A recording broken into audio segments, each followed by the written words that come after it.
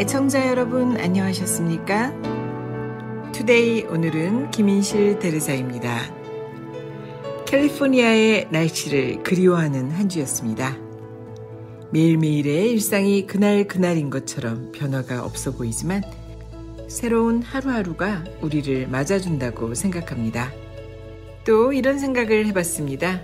우리는 늘 감사함을 깨닫지 못한 채 일상을 스쳐 보내는 것은 마치 오래된 버릇처럼 무뎌져 가는 것은 아닐까 하는 마음이 문득 느끼며 6월을 맞았습니다. 어딘가에 놓여있는 여름 옷과 여름 냄새를 기억하며 여름을 마음껏 누려볼 생각으로 더욱 바빠지는 아름다운 주말의 시간이기도 합니다. 여기저기에서 들려오는 경제 소식에 조금은 의기소침해지지만 지금껏 그래왔던 것처럼 잘 극복하고 좋은 시간이 올 것이라는 기대가 더욱 큽니다. 6월의 싱그러움을 가슴 깊이 느끼면서 김인실 대르사의 투데이 오늘은 여러분과 함께 시작하겠습니다. 사람이 하느님에게 물었습니다. 하느님, 저는 왜 날 수가 없죠? 하느님은 대답하지 않고 새에게 물었습니다. 너는 어떻게 날 수가 있지? 새가 말했습니다. 잘 모르겠어요. 그 말에 사람은 화가 났습니다. 저는 이렇게 똑똑하고 능력도 뛰어나 천문과 지리도 볼 줄 아는데 왜 날지 못하는 거죠? 저렇게 멍청한 새는 하늘을 잘도 날아다니는데 말이에요. 하느님은 이렇게 말씀하셨습니다. 네가 날 수 없는 것은 스스로 자신을 대단히 중요하게 여기기 때문이란다. 경쟁이 치열한 오늘날 겸손한 사람을 찾기가 점점 힘들어지고 있습니다. 그저 똑똑하고 잘난 사람들만이 눈에 띕니다. 물론 스스로 잘났다고 생각하는 마음은 이해할 수 있습니다. 경쟁에서 더 많은 파이를 차지하고 더 높은 것을 정복하기 위해서는 최대한 자신을 드러내야 하고 절대로 경쟁자인 타인들에게 무시당하면 안 될 테니까 말입니다. 그런데 스스로 잘났다고 생각하며 거들먹거리는 것은 자신감과는 다른 종류임을 알아야 합니다. 천사가 높이 날 수 있는 것은 자신을 가볍게 비워냈기 때문이라는 말이 있습니다. 하지만 사람은 너무 무거워서 날 수가 없다고 합니다. 때로는 자신을 가볍게 여김으로써 하느님을 감동시키는 사람도 있습니다. 어느 날 제니퍼와 실습생 2명이 유명한 병원 산부인과 의사 모집 공고를 보고 지원을 했습니다. 병원에서는 단 1명만을 원했습니다. 세 사람은 같은 학교 출신으로 실력도 엇비슷했기에 누구를 뽑아야 할지 병원 측에서도 난감했습니다. 그런데 3명의 지원자가 함께 결과를 기다리던 중 갑자기 긴급 호출이 왔습니다. 아기를 낳기 직전에 위급한 산모를 집에서 병원으로 호송해야 했기 때문입니다. 세 사람은 부원장과 전문의, 간호사 2명과 함께 응급차에 올라탔습니다. 긴급 상황에 세 사람은 모두 긴장했습니다. 응급차가 신속히 목적지에 도착했을 때 산모는 온몸에 땀을 흘리며 고통에 몸부림치고 있었습니다. 의사와 간호사들은 재빨리 산모를 들것에 실어 응급차로 옮겼습니다. 그런데 응급차에 자리가 없어서 산모의 남편이 타지 못하는 상황이 발생했습니다. 산모가 병원에 도착해서 응급처치를 할 때 수속 처리를 하려면 반드시 가족이 동행을 해야 했습니다. 산모의 상태를 살피던 부원장이 크게 소리쳤습니다. 어서 출발해. 그때 제니퍼가 차에서 내리더니 산모의 남편에게 자리를 양보했습니다. 그리고는 병원으로 뛰어갔습니다. 땀으로 범벅이 된 제니퍼는 마침내 병원에 도착했습니다. 병원 앞에는 부원장이 제니퍼를 기다리고 있었습니다. 왜 응급차에서 내렸지? 내리지 않았다면 많은 것을 배웠을 텐데 말이야. 제니퍼는 흘러내리는 땀을 훔치며 대답했습니다. 차에는 이미 의사와 간호사가 있었기에 제가 없어도 응급 상황에서 큰 영향을 미치지 않을 거라고 판단했습니다. 하지만 환자의 가족은 없으면 안 되니까요. 그로부터 3일 뒤 제니퍼는 병원으로부터 최종 합격 통지서를 받았습니다. 원장은 그녀에게 이렇게 말했습니다. 사흘 전 응급 상황은 돌발 테스트였다네.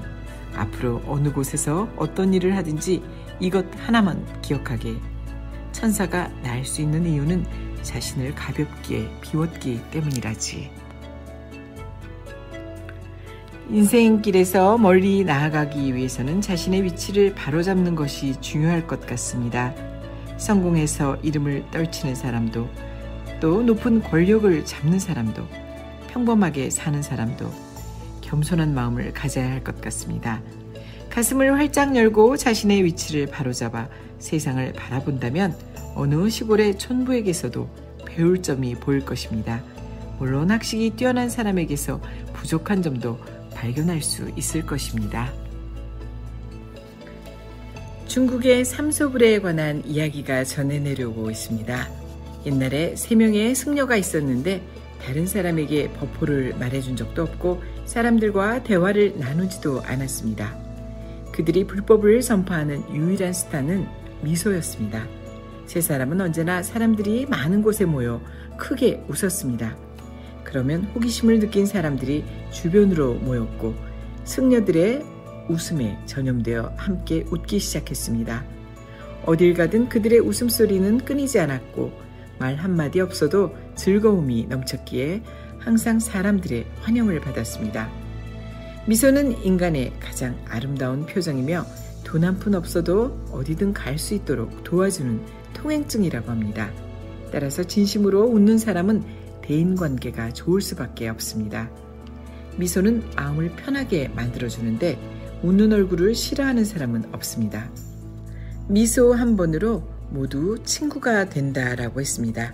실수를 했더라도 미안한 마음을 담아 미소를 짓는다면 그윽한 꽃향기가 사방으로 퍼져나가듯이 상대방의 분노를 가라앉힐 수 있을 것입니다. 때로는 원수조차도 친구로 만들어줄 수 있습니다. 타인이 실수했을 때에도 우호적인 미소를 보낸다면 상대의 마음을 편하게 해주며 부드러운 바람이 수면을 스치고 지나가듯 마음의 감동의 물결을 일으킬 것입니다. 미소는 인간의 본능입니다. 이 본능은 타인과의 거리를 좁혀줍니다. 거리에서 만난 사람에게 미소를 지으면 상대방도 미소로 회답할 것입니다. 순간 아름다운 보조개가 활짝 피어날 것입니다.